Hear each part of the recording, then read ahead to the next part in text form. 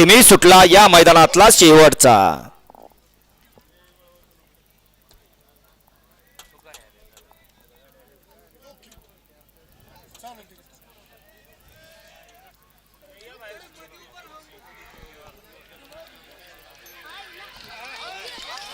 अतिशय सुंदर आणि बाजी मारली, नाव त्याचं येडा ठेवलंय मालकानं, कारण तो येडाच आहे।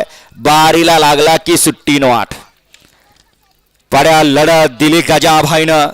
निकाल पंच कॅमेराचा निकाल पाहतायत। कोण झाला फायनलचा मानकरी? आड्याल येडा शंभू हरणे आणि पड्याल गजाने चिठ्ठा। या फायनलच्या बैलगाडी मालक या, चला स्टेज कडे।